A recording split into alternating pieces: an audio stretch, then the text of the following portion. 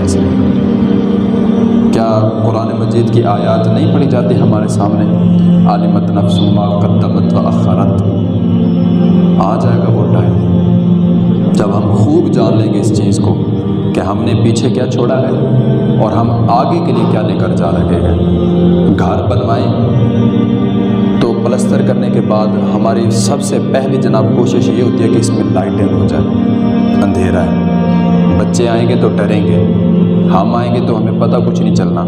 وہ بھائی دنیا کے گھر کے لیے ہم اتنا تگ و دو کر رہے ہیں جو عارضی ہے، جو پتہ ہی نہیں ہے کب تک ہم نے اس میں رہنا ہے کب تک نہیں رہنا. جوڑ رہے ہیں ہر چیز ہے، اور اس گھر کی ہمیں پرواہ ہی نہیں ہے کہ جس میں ہم نے قیامت والے دن تک رہنا ہے. اس کے لیے روشنی کا کوئی انتظام نہیں ہے، اس میں اپنے احوال کو اچھا کرنے کا کوئی انتظام نہیں ہے. یہ میری کر کے جناب اس دنیا سے چلے گئے. ہم میری بس میری ہے، یہ میری ہے، یہ میری ہے. کیا میری ہے؟ کسی کا کچھ نہیں ہے بھائی. کوٹھیوں کے باہر ہڈی لگی ہوتی ہے کہ جی یہ فلاں شخص کا گھر ہے. بندے بھی وہی ہیں، بچے بھی اسی کے ہیں. جس باپ سے بچے پیار کرتے گئے اس کی دکھ اور تکلیف کو برداشت نہیں کر سکتے.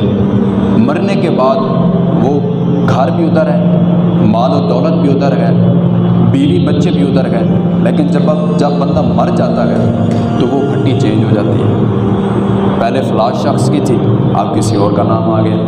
پتہ نہیں ہمارا نام کب تک چلنا ہے. ہمارے گھروں کے باہر ہمارا نام لکھا ہوا ہے، پتہ نہیں کب تک چلے گا. پتہ نہیں کب ہمارا نام تبدیل ہو جائے، ہڈی تبدیل ہو جائے، کوئی نہیں پتہ. پھر بھی لمبی امیدیں باندھ کر بیٹھے ہوئے ہیں، بڑی لمبی امیدیں باندھ کر بیٹھے ہوئے ہیں. یہ سکندر 15 لاکھ مربع میل کا فاتح تھا. یہ بندہ 15 لاکھ مربع میل. ہمیں تو 5 مرلے مل جائیں تو ہم کہتے ہیں جناب ہمارے جیسا چودھری کوئی نہیں ہے. ہمیں جناب 1 کنال کی کوٹھی کیا مل جائے، 4 پہیوں والی گاڑی کیا مل جائے، ہم کہتے ہیں جناب ہمارے جیسا بڑا بندہ ہی کوئی نہیں ہے. تکبر بھر جاتا ہے ہمارے اندر.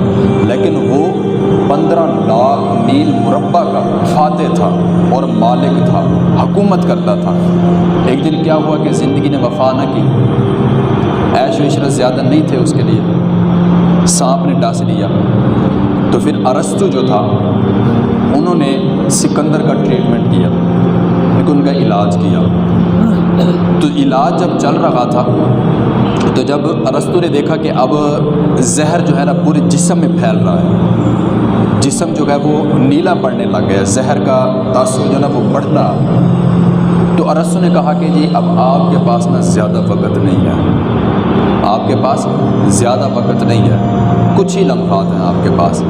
تو سکندر نے جو 15 لاکھ مربع میل کا فاتح تھا اس نے اپنے وزیر کو بلایا اور اس کو وصیت لکھوائی کہ میرے مرنے کے بعد نا میرے کفن کو سائڈوں سے پھاڑ کے میرے دونوں ہاتھ نا ایسے باہر نکال دینا، ایسے دونوں ہاتھ ایسے باہر نکال دینا، اور پورے شہر کا چکر لگوانا، جہاں تک ہو سکے چکر لگوانا، اور اس سوئی ہوئی قوم کو بتانا کہ بھائی دیکھو آج سکندر جو 15 لاکھ مربع میل کا فاتح تھا مرنے کے بعد خالی ہاتھ جا رہا ہے، کچھ نہیں لے کر جا رہا ہے ساتھ، کچھ بھی نہیں ہے ساتھ، خالی ہاتھ جا رہا ہے. شعر بھی آپ نے سنا ہے، وہ اسی چیز کو دیکھ کر لکھا گیا تھا، خالی ہاتھ جا رہا ہے.